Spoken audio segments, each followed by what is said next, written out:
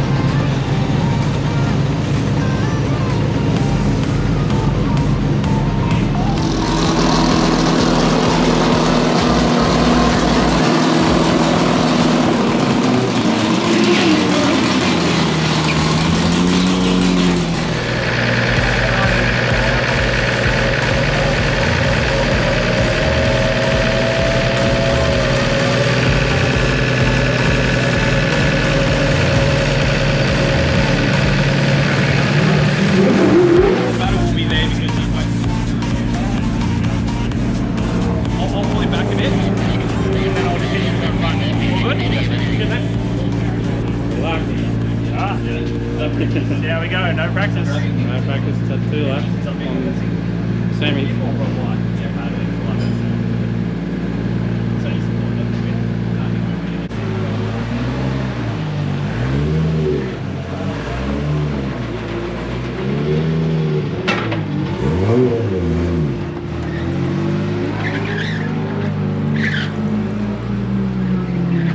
Get out of the way.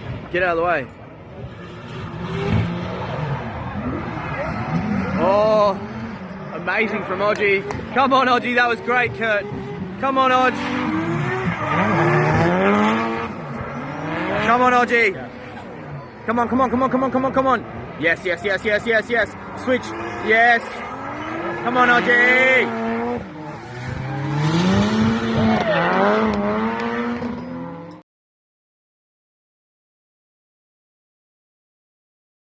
Be respectful.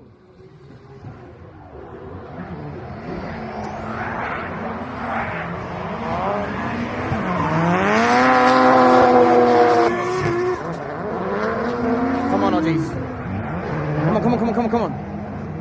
Get that switch, get that switch, get that switch. Fuck,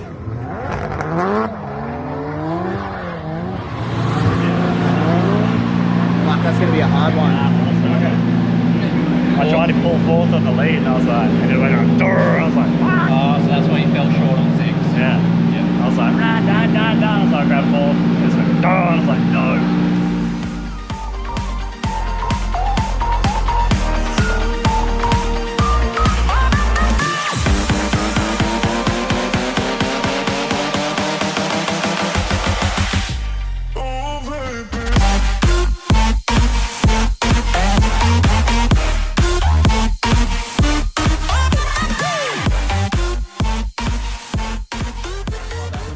We'll have to wait and see. See if we can get Cookie onto him. The man on the ground will find out because he knows everything down there. Right now, though, let's go to our next battle. This one's going to be Benny Hodges. Chris Sadler taking on Benny Hodges. Yeah, here we go. Mate, absolutely throwing a VE Commodore Ute around any drift track is one thing, but throwing it around Queensland Raceway must be an absolute pleasure. You're just shifting the weight of that big car, sliding it through the mid part of the track. Pretty dialed. That's looking really good. I must admit, I didn't see a lot of Chris's laps yesterday, but this is looking very, very impressive for a lead lap. Unsuspecting, isn't it? It's not probably the most common format we see when it comes to the drifting. I mean, take nothing away from Ben Hodges. He was right on the door. Look, you know when the fist pump comes out the window, that was great. Like, nothing better than being side by side as they go through those transitions. Yeah, you can tell straight away the drivers are just having an absolute ball.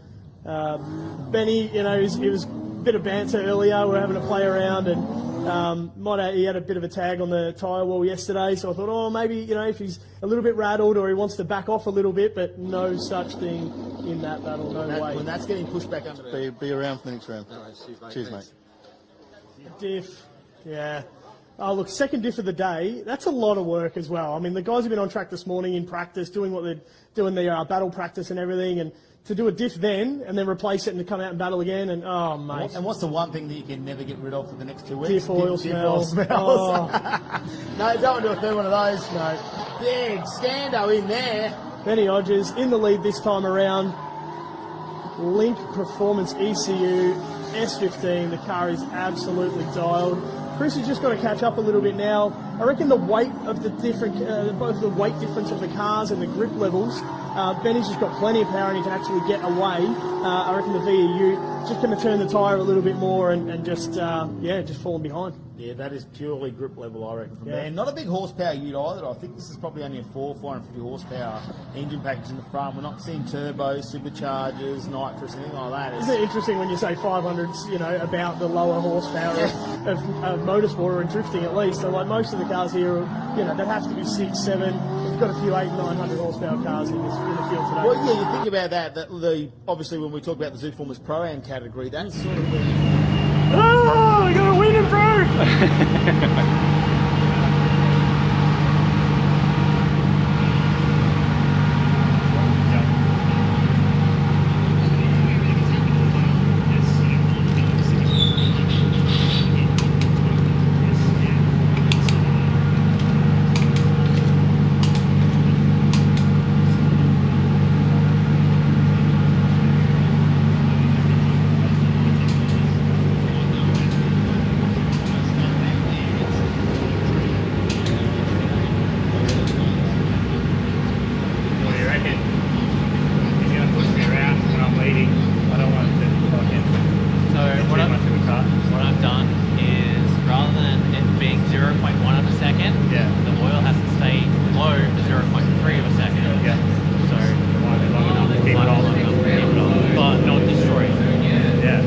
Hopefully 0.3 of a second doesn't blow a motor and we can still race.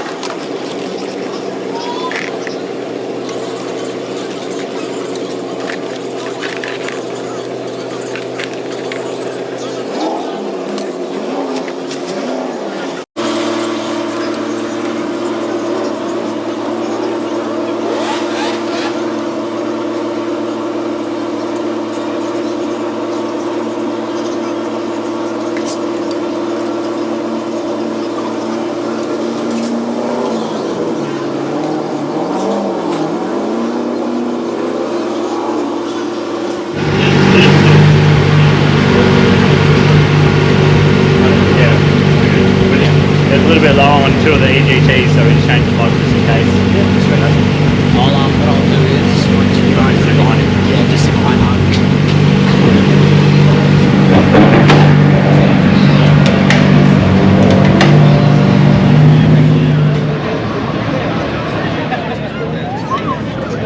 Oh, here we go.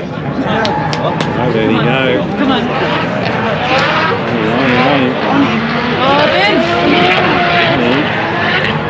Oh, Ben.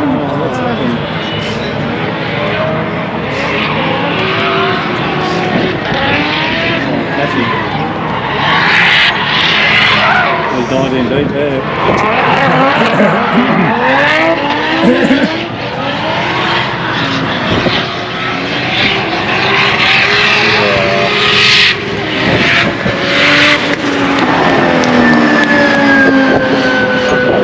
Yeah, different class. Go again. See how he's moving.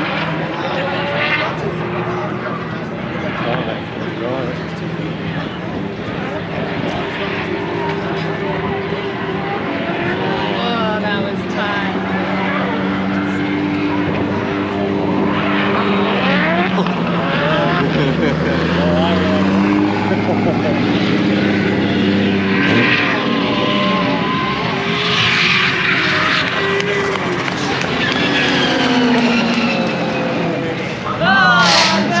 was the run against the big boys? Good. So it went into second, and I went to pull it into third, and it didn't pull all the way back, and it went like 0-0 on the dash. And it was like in between the gears. And then as I grabbed it again, I was way too far down the track, and it just went. And I was like, oh, that was a bit sketchy because the shifter was like moving a heap. And then on the lead, I just held it, my hand like held it back as hard as I could and then threw it, so he didn't run on my ass. Oh, he always close to that. That was so good, man. He told me, he goes, I'm going to be fast, so you just drive as fast as you can and out from the line, and I'll just drive around you. Thanks, buddy. He's good. Oh, excellent experience. Well done. That was so good. So good. All right, so let's recap the weekend. It has been run, done, and won. Congratulations to all the boys that stood on the podium. Top effort. The weekend was a cracker. Absolutely beautiful weekend. Sun was out, cars are out.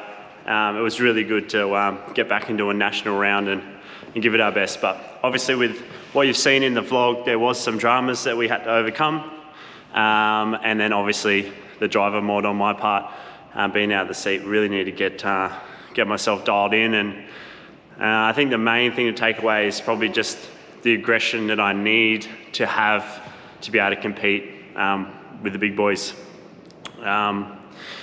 You know, I can't be lazy off the line, can't be, daydreaming, need to be on point and, really right up someone's ass when we initiate. So some lessons to take away, but let's have a look at the car. The biggest problem was the cutting. The oil pressure drops once the G-force gets up. So we were looking at the maps and you can see where the G-force goes up with the grip, and then the oil pressure just drops clean off.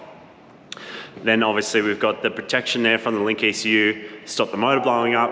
It cuts the engine, and the pretty much drifting's all over from there. So we're going to be looking at a solution for that, talk to some people in the know. Ideally we need a dry sump setup, but we don't have any money for it. So maybe the street car, we might have to sell that bad boy to fund the dry sump. If you do want it, you want to buy the car, let me know, hit me up. Don't really want to sell it, but I'd rather go racing. The other thing that happened in the battle with Matty Harvey was it got stuck between second and third gear, which is quite weird with the sequential. Upon looking over the car on the hoist, we found that the engine mounts, or the gearbox mounts for the transmission, had clean sheared off. So the gearbox is actually just hanging off the engine. So when you grab the lever, it was all kind of sloppy. It wasn't actually like, the box wasn't secure enough for it to pull another gear. So that was interesting, but lesson learned, we've fixed that up now. We go over the car, nut and bolt it. The impact from the tyre barrier seems to be quite superficial, so we've tried to get the tyre marks off, but they're quite deep in there. Might have to go see Levi and get that rewrapped, but rear bar took some damage. My boy Kurt there tapped me on entry. Nice work, Kurt's killer drive. So that obviously we'll need to respray that, but all in all, scraped through relatively well, I reckon. So stay tuned, we'll see what we do with this oiling system. We will be in New Zealand next weekend for the last round of D1NZ with Luke and James. And then I think straight away when we get back there might be a comp at Archie, so stay tuned.